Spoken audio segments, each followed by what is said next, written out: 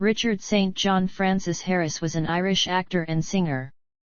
He appeared on stage and in many films, notably as Corrado Zeller in Michelangelo Antonioni's Red Desert, Frank Mackin in This Sporting Life, for which he was nominated for the Academy Award for Best Actor, and as King Arthur in the 1967 film Camelot, as well as the 1981 revival of the stage musical.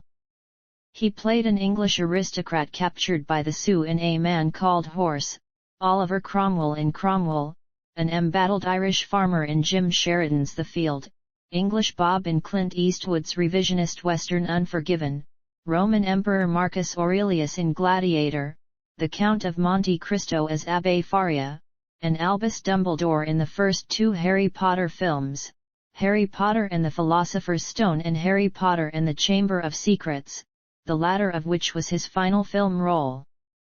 Harris had a #1 singing hit in Australia, Jamaica, and Canada, and a top 10 hit in the United Kingdom, Ireland, and the United States with his 1968 recording of Jimmy Webb's song MacArthur Park. In 2020, he was listed at number 3 on the Irish Times' list of Ireland's greatest film actors. Early life. Harris was born on October 1, 1930, at Overdale, 8 Lansdowne Villas, Ennis Road, Limerick, son of flour merchant Yvonne Harris and Mildred. Overdale was a tall, elegant, early 19th century red brick house with 9 bedrooms, in a wealthy part of Limerick, the houses built at the turn of the 20th century for Limerick's burgeoning middle class, people who could afford properly grand drawing rooms, a bedroom each for the children and one for the pot, plus space for a few servants. He was educated by the Jesuits at Crescent College. A talented rugby player, he appeared on several Munster Junior and Senior Cup teams for Crescent, and played for Garryowen. Harris's athletic career was cut short when he caught tuberculosis in his teens. He remained an ardent fan of the Munster rugby and young Munster teams until his death, attending many of their matches, and there are numerous stories of japes at rugby matches with actors and fellow rugby fans Peter O'Toole and Richard Burton. After recovering from tuberculosis, Harris moved to Great Britain, wanting to become a director. He could not find any suitable training courses, and enrolled in the London Academy of Music and Dramatic Art to learn acting. He had failed an audition at the Royal Academy of Dramatic Art and had been rejected by the Central School of Speech and Drama, because they felt he was too old at 24. While still a student, he rented the tiny off-West End Irving Theatre, and there directed his own production of Clifford Odets's play Winter Journey. After completing his studies at the Academy, he joined Joan Littlewood's theatre workshop. He began getting roles in West End theatre productions, starting with The Quare Fellow in 1956, a transfer from the theatre workshop. He spent nearly a decade in obscurity, learning his profession on stages throughout the UK. Career. Early supporting roles. Harris made his film debut in 1959 in the film Alive and Kicking, and played the lead role in The Ginger Man in the West End in 1959. In his second film he had a small role as an IRA volunteer in Shake Hands with the Devil, supporting James Cagney. The film was shot in Ireland and directed by Michael Anderson, who offered Harris a role in his next movie, The Wreck of the Mary Dear, shot in Hollywood. Harris played another IRA volunteer in A Terrible Beauty, alongside Robert Mitchum. He had a memorable bit part in the film The Guns of Navarone as a Royal Australian Air Force pilot who reports that blowing up the bloody guns of the island of Navarone is impossible by an air raid.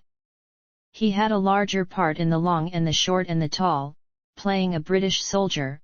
Harris clashed with Lawrence Harvey and Richard Todd during filming.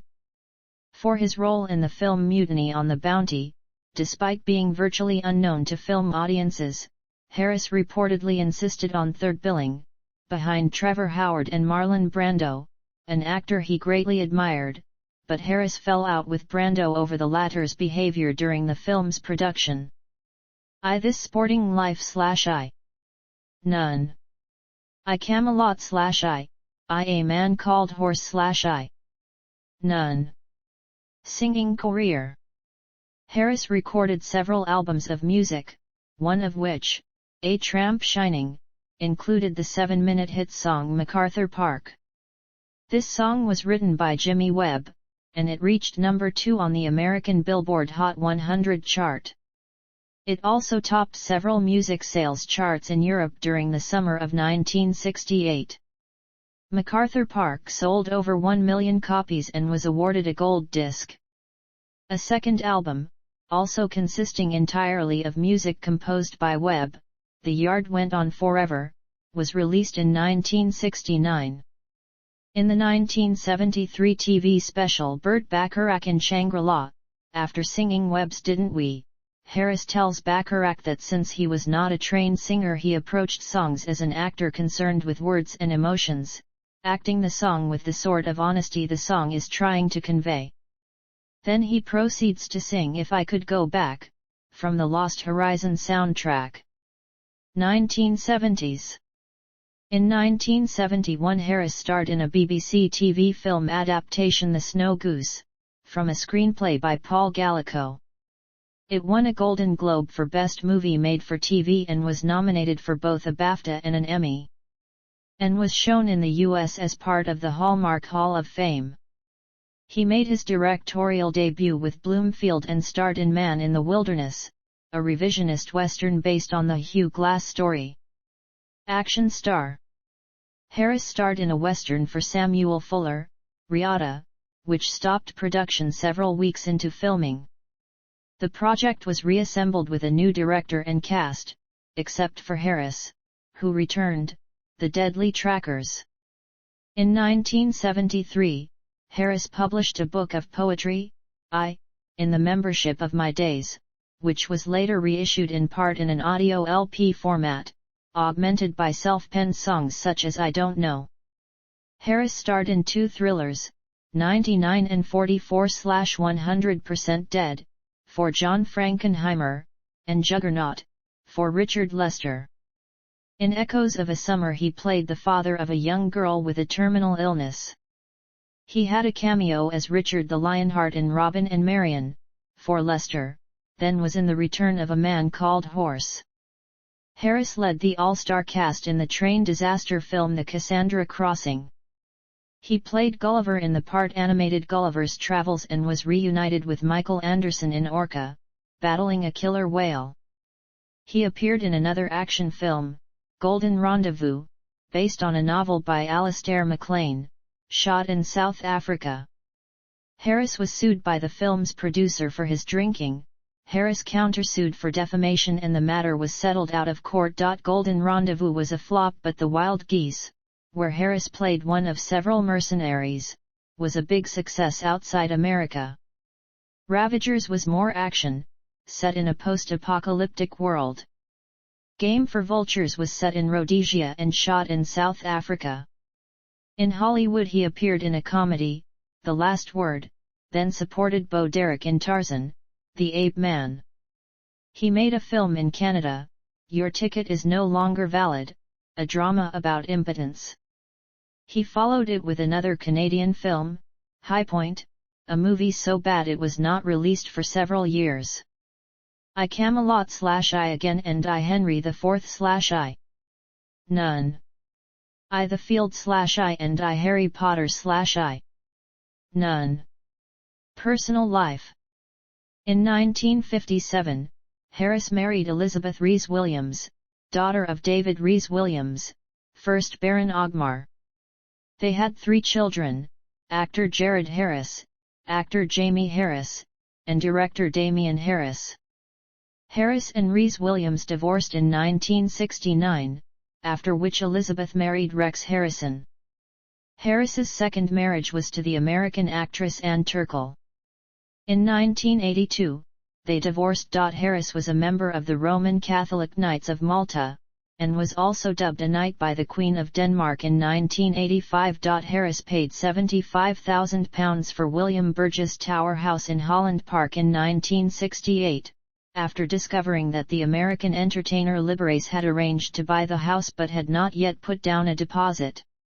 Harris employed the original decorators, Campbell Smith and Company Limited, to carry out extensive restoration work on the interior. Harris was a vocal supporter of the Provisional Irish Republican Army from 1973 until 1984. In January 1984, remarks he made on the previous month's Harrods bombing caused great controversy, after which he discontinued his support for the period. At the height of his stardom in the 1960s and early 1970s, Harris was almost as well known for his Hellraiser lifestyle and heavy drinking as he was for his acting career. He was a long-time alcoholic until he became a teetotaler in 1981. Nevertheless, he did resume drinking Guinness a decade later. He gave up drugs after almost dying from a cocaine overdose in 1978. Illness and death. Harris was diagnosed with Hodgkin's disease in August 2002, reportedly after being hospitalized with pneumonia. He died at University College Hospital in Bloomsbury, London, on October 25, 2002, aged 72.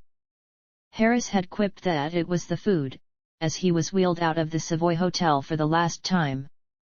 He was survived by his 3 sons, Damien, Jared, and Jamie, having spent his final 3 days in a coma. Harris's body was cremated, and his ashes were scattered in the Bahamas, where he owned a home. Harris was a lifelong friend of actor Peter O'Toole, and his family reportedly hoped that O'Toole would replace Harris as Dumbledore in Harry Potter and the Prisoner of Azkaban. There were, however, concerns about ensuring O'Toole for the 6 remaining films in the series. Harris was ultimately succeeded as Dumbledore by Michael Gambon. Chris Columbus, director of Philosopher's Stone and Harry Potter and the Chamber of Secrets, had visited Harris during his last days and had promised him to not recast him as Dumbledore, confident of his eventual recovery. In a 2021 interview with The Hollywood Reporter, Columbus revealed that Harris was writing an autobiography during his stay at the hospital, but the autobiography has never been published. Memorials. On September 30, 2006, Manuel de Lucia, of Kilkee, County Clare, a longtime friend, organized the placement in Kilkee of a bronze life-size statue of Richard Harris. It shows Harris at the age of 18 playing the sport of squash. The sculptor was Seamus Connolly and the work was unveiled by Russell Crowe. Harris was an accomplished squash rackets player, winning the Tivoli Cup in Kilkee 4 years in a row from 1948 to 1951. A record unsurpassed to this day. Another life-size statue of Richard Harris, as King Arthur from his film Camelot, has been erected in Bedford Row, in the centre of his hometown of Limerick. The sculptor of this statue was the Irish sculptor Jim Connolly, a graduate of the Limerick School of Art and Design. At the 2009 BAFTAs, Mickey Rourke dedicated his Best Actor award to Harris, calling him a good friend and great actor. In 2013, Rob Gill and Zeb Moore founded the annual Richard Harris International Film Festival. The Richard Harris Film Festival is one of Ireland's fastest-growing film festivals, growing from just 10 films in 2013 to over 115 films in 2017. Each year, one of Harris's sons attends the festival in Limerick. In 2015, the Limerick Writers' Centre unveiled a commemorative plaque outside Charlie St. George's pub on Parnell Street. The pub was a favourite drinking place of Harris on his visits to Limerick.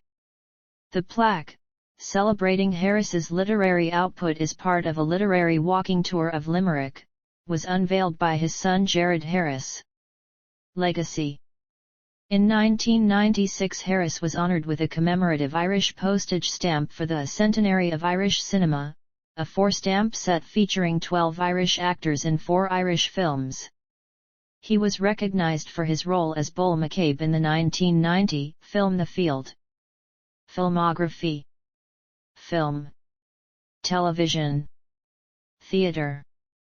Awards and nominations. Discography. Albums. Singles.